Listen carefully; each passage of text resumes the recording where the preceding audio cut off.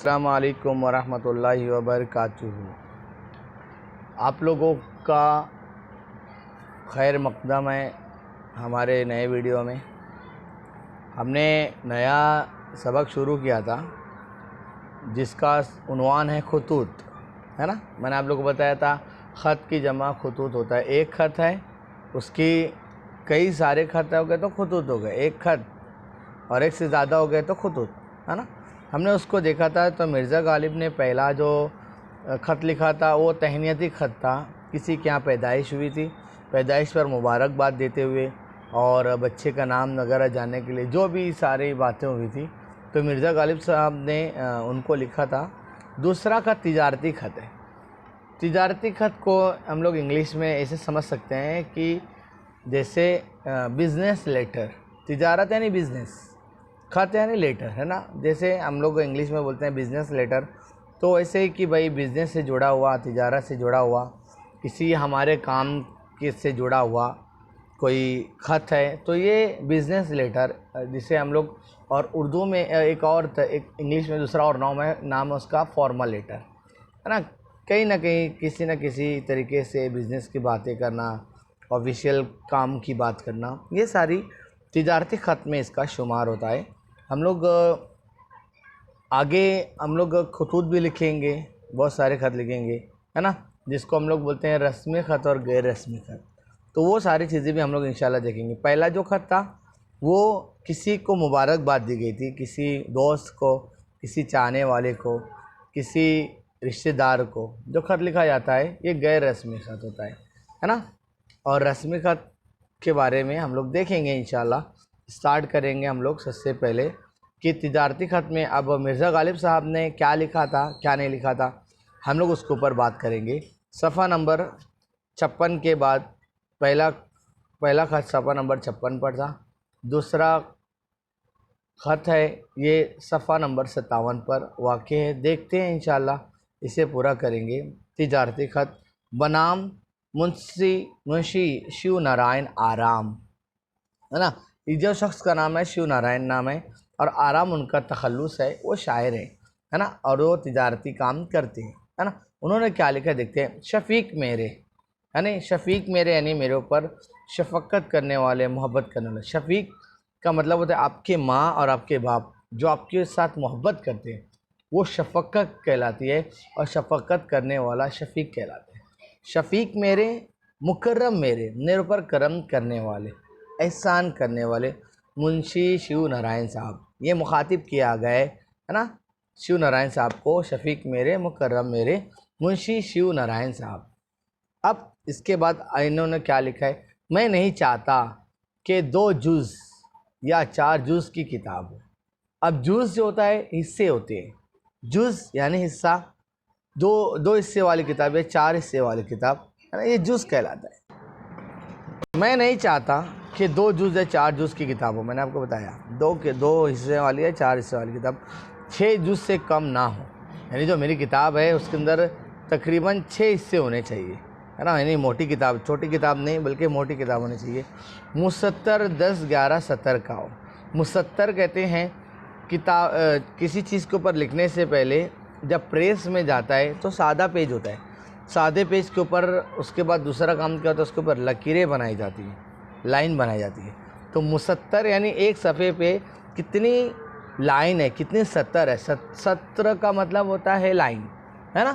مستر 10 11 70 کا ہو، یعنی ایک پیج جو کم سے کم کتنے لائنوں والا ہو، 11 70 کا ہو، 11 لائنوں والا ہو، مگر حاشیہ 3 طرف بڑھا رہے، ہے نا۔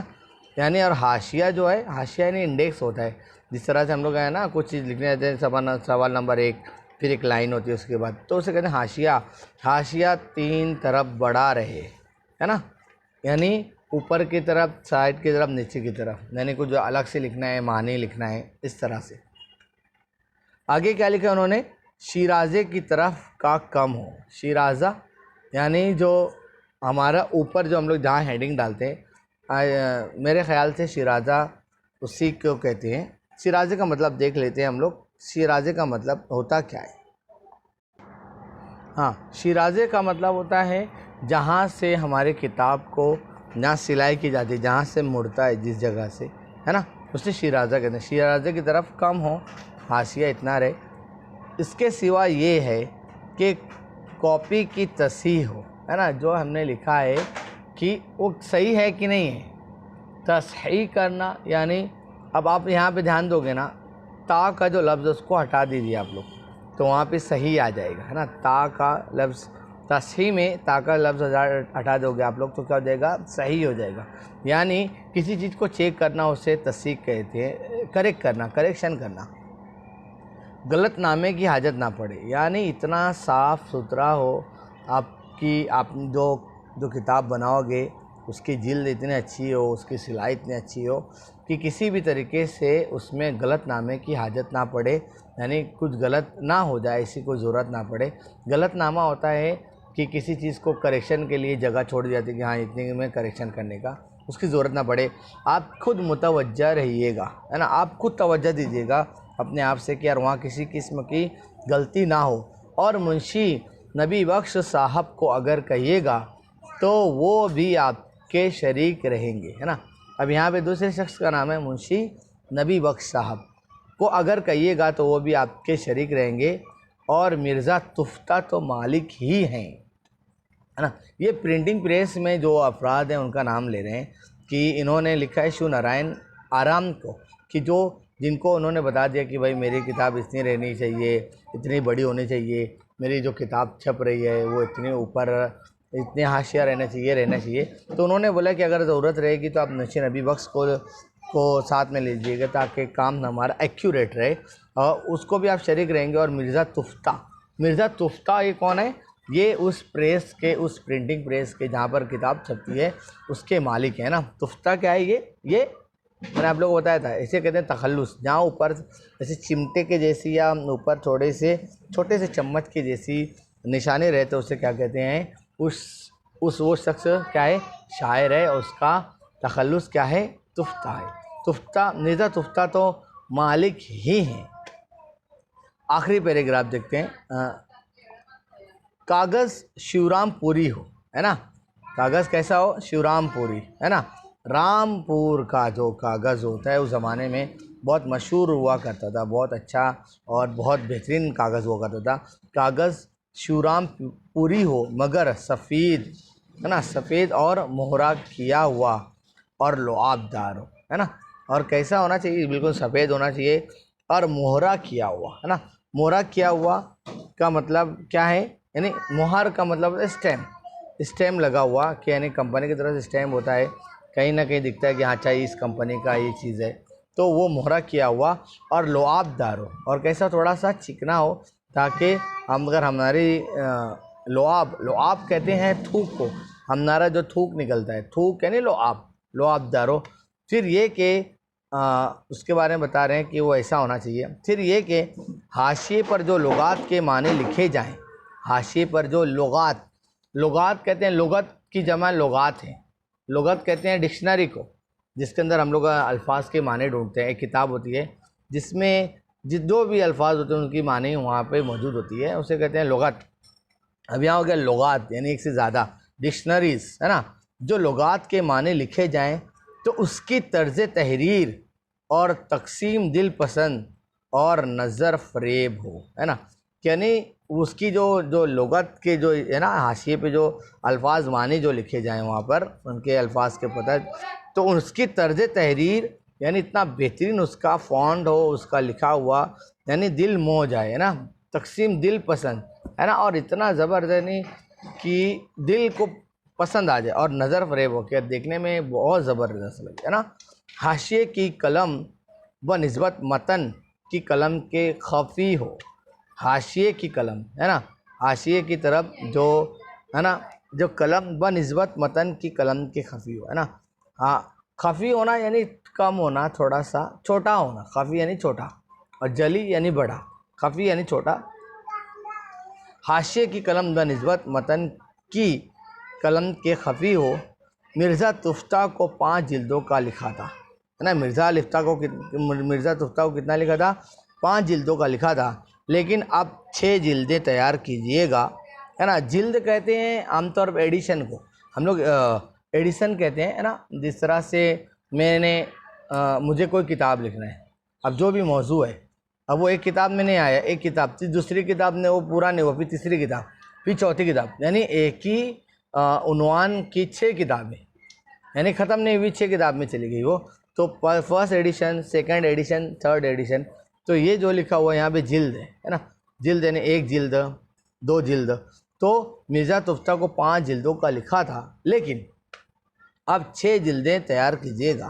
कितनी तैयार कीजिएगा? 6 जिल्दें तैयार कीजिएगा।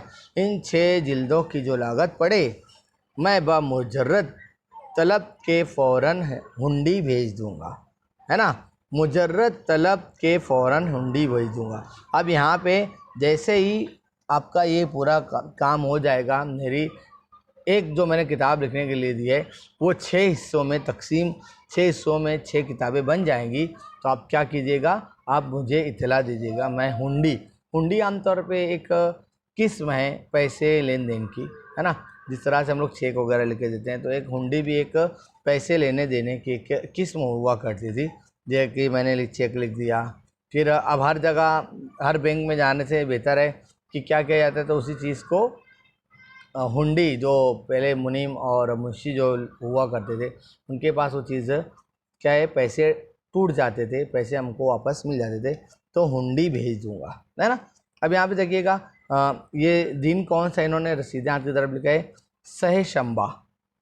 मैंने आपको बताया था जुमा का दिन होता है, लेकिन जुमा के बाद शनिचर का दिन यकशंबा, उसके बाद इतवार का दिन होता है यकशंबा, 2 शंबा, है ना, इतवार का दिन, और पीर का दिन होता है सह शंबा, है ना। यहाँ पीर का दिन है 31 अगस्त। दिन तारीख कौन सी है? 31 अगस्त है 1858, है ना। इन्होंने यहाँ पे किसने लिखा है? इन्होंने यहाँ पर लिख दिया राकिम असदुल्ला। क्या लिखा है इन्होंने? राकिम असदुल्ला। कि खत लिखने वाले का नाम क्या है? असदुल्ला, है ना, असदुल्ला खान गालिब है। तो यहाँ पर हमारा दूसरा जो हमारा ख़त है वो अल्हम्दुलिल्लाह ख़त्म होता है। उम्मीद है कि आप लोग को ये समझ में आया होगा। बार बार देखते रहें, बार बार पढ़ते रहें, इंशाल्लाह ये आपको बहुत ज़्यादा आपके लिए फ़ायदेमंद साबित होगा। तब तक के लिए हम लोग अलविदा लेते हैं। अस्सलामु अलैकुम व रहमतुल्लाहि व बरकातुहू।